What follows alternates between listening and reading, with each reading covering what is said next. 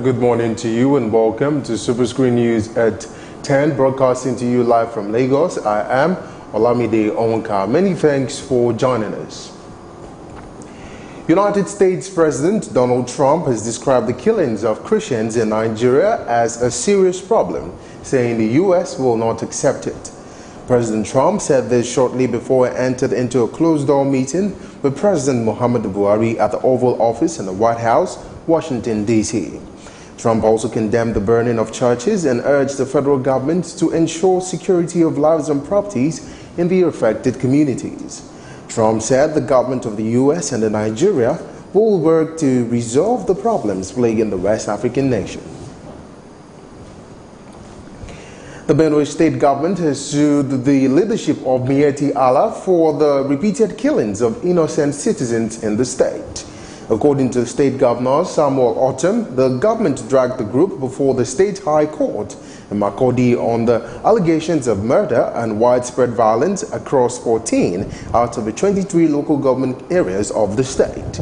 Governor Otom disclosed this at the Government House while briefing journalists on the new security approach to curb the state of repeated killings. He faulted the alleged inaction of the security forces to arrest the group for purportedly threatening violence as an act claimed resulted in multiple deaths since 2018. Some youths in Edo State have staged another protest calling on the senator representing Edo South in the National Assembly, Matthew Orogide, to withdraw his motion against President Muhammadu Buhari over an alleged impeachable offense. The protesters, who carried placards as they marched through the streets of Benin, advised Orogide to retract his statement or face a recall. The leader of the group, Valentine Aiswen, said the senators did not consult with the constituents before moving the motion for the impeachment of the president. The lawmaker had faced criticisms for moving a motion to invoke Section 143 of the Constitution against President Buhari for allowing the withdrawal of $496 million from the excess crude account to purchase military aircraft without the approval of the National Assembly. Now, the Independent National Electoral Commission, INEC, is bracing for next year's general elections without funds. The polls are 291 days, but there is no cash available for INEC's $300 million budget for the elections. The cash squeeze is likely to affect the timelines for the elections unless the executive and the legislature move fast to reverse the situation. You will recall that INEC in January submitted over $300 billion budget to the presidency for vetting and presentation to the National Assembly. INEC has to procure more than 800 materials for the conduct of a successful polls, but none has been bought so far. According to the polls timetable, party primaries for the presidential, governorship, federal and state elections will begin on August 18th and end October 7th. The Independent National Electoral Commission, INEC, has unfolded plans to transmit the results of the governorship elections in Ekiti and Osun State electronically. Lekki, who disclosed this at a seminar organized by the Electoral Institute in Abuja, said the agency will employ the innovative electronic transmission of results. The commissioner also said INEC has discussed with the Nigerian Communications Commission, NCC, companies, adding that they have assured the agency of feasibility of transmitting the result electronically.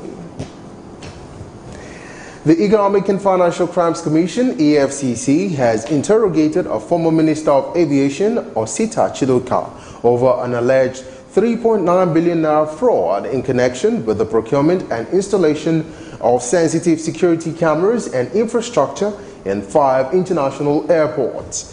Before Chidoka was invited, the EFCC had quizzed the Managing Director of Brie & Brew Limited, managers of the 5 international airports, the Managing Director of the Federal Airports Authority of Nigeria, FAN, and some officials of the Minister of Aviation. Report says part of the said contract sum was allegedly fraudulently diverted to the use of a company and its cronies rather than the execution of the project under the watch of Chidoka as minister. Senator representing Kaduna Central, Shehu Sani, has disclosed that he was invited by the police in Kaduna earlier today. The senator, who disclosed this on his verified Twitter handle, said he honored the invite and wrote a statement and was later allowed to go based on self-recognition. You will recall that the Kaduna State Police Command had earlier written to the senator asking him to appear at the command headquarters after identifying him as a person of interest in a murder case. The Federal High Court in Abuja has ordered interim forfeiture of 2 properties linked to the wife of former President Goodluck Jonathan, Patience Jonathan. The properties located at plot number 1960, Cadastral Zone A05, Maitama District, and plot number 1350, Cadastral Zone A00, are said to be in the name of Ariwabai Arera Richard Foundation, which Patience Jonathan is said to be one of its trustees. You will recall that the Economic and Financial Crimes Commission, EFCC, had in an expert application filed in September last year, asked for an interim forfeiture of the properties, which it claimed were subjects of an ongoing criminal investigation. Ruling on the Commission's expert application, Justice Nnamdi Dingba dismissed Jonathan's objection to the application for lacking in merit. And now the Independent Corrupt Practices and Other Related Offences Commission, ICPC, has supported the establishment of special courts for corruption cases. Acting Chairman of the ICPC, Musa Abubakar, disclosed this during a lecture in Asaba, Delta State capital. According to a statement by the spokesperson of the Commission, Rashidat Okodua, he stressed that the creation of special courts for corruption cases would remove the bottlenecks associated with the judgment on corruption matters in the conventional courts. The ICPC boss also said creation of special courts would free judges from other responsibilities in view of the fact that most of them are overloaded with different cases. Minister of Education Malam Adamu says the federal government has released more than 138 billion in the last 3 years as matching grant to strengthen the basic education system in the country. Adamu disclosed this during the launch of the National Personal Audit MPA of basic education institutions in the country. He said the funds managed by the Universal Basic Education Commission, UBEC, were assessed by state and the Federal Capital Territory that also paid their counterparts' contribution. This administration from 2015 to date has released the sum of 138 billion as matching grant. These funds have been accessed by states and the FCT after paying their counterpart contributions. As enshrined in Section 9F and I of the UBEC Act, the Commission is mandated to carry out, in concert with the states and local governments at regular intervals, a personnel audit of teaching and non-teaching staff of all basic education institutions in Nigeria. This is in order to establish reliable data for basic education and for planning. Today, to all intents and purposes, is a remarkable landmark towards realizing the resolute commitment of this administration of President Muhammad Buhari to provide quality basic education for all. On the spot, the Executive Secretary, Universal Basic Education Commission, Hamid Boboyi, said lack of data is a major setback in the education sector. Boboyi also said the audit would help to create a comprehensive and reliable basic education data bank in Nigeria. The value addition of the 2018 MPA also lies in the development of the Global Positioning System GPS by NASDRA for proper identification and easy location of schools. This will go a long way to conclude the exercise and produce the results within the shortest time possible.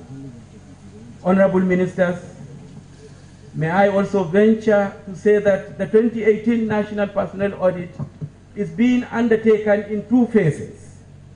The first phase begins from today, Monday, 30th of April, and ends on Friday, 26th of May 2018. It will cover the Southeast, the South-South, and the Southwest. This is to ensure that the exercise is successfully completed before the full onset of the rainy season in these three geopolitical zones.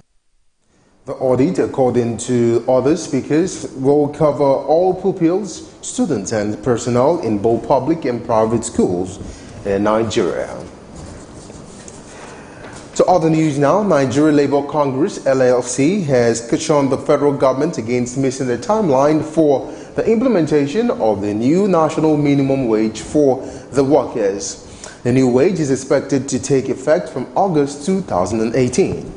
NLC President Ayuba Waba handed the warning during a pre-May Day symposium jointly organized by the NLC and the Trade Union Congress in Abuja with the theme of the 2018 May Day celebration, Role of Labor and Workers in National Development. Waba said the organized labor will ensure the timeline set by the tripartite committee on the implementation of the national minimum wage is not altered. He added that workers who create wealth will also be well taken care of, as they are not mindful of the situation of the Nigerian workers, particularly with the increasing inflation in the country. You're watching Superscreen News at 10, broadcasting to you live from Lagos. We'll take a break now. When we return, we'll take some business stories. To stay with us. Before they come, they're supposed to, give us some information, notice. At least maybe a week or so. There was nothing like that. Hunger is everywhere in Nigeria. People are dying every day, but Nigerian government are keeping quiet. Housemen are killing people. Why? It's not what we expected because of these old men that are leading us, and you people know, you are aware that these people are not the right people to lead us. These kind of people that are leading us here are people of black mind. They just care about themselves and their family. You are fighting my village. Let me use if I call it useless, I'm not a mistake. The other place where they build a shop, call it plaza. Say each shop there 4 million naira, which I don't have the money, so I have to leave. If you plan to get a tribal mark, it takes a lot of pain, but after some time, you enjoy it. No, we experience hold up now during the construction time. Then after some time, we start enjoying it. The way they are doing the construction is too slow. It's too slow. The construction is too slow. They should stop the construction and make sure people go into their businesses and do their businesses.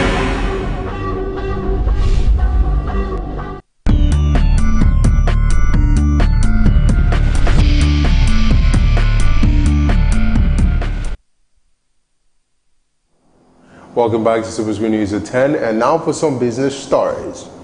The National Assembly will receive the report on the 2018 budget from its Joint Committee on Appropriation on Wednesday.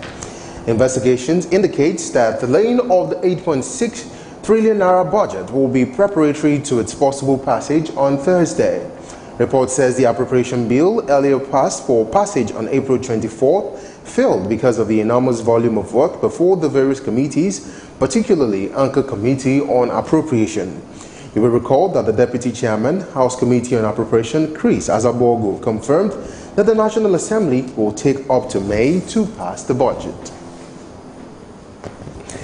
International oil benchmark crude Brent has hit $75 per barrel and rose further amidst growing geopolitical tensions in the world.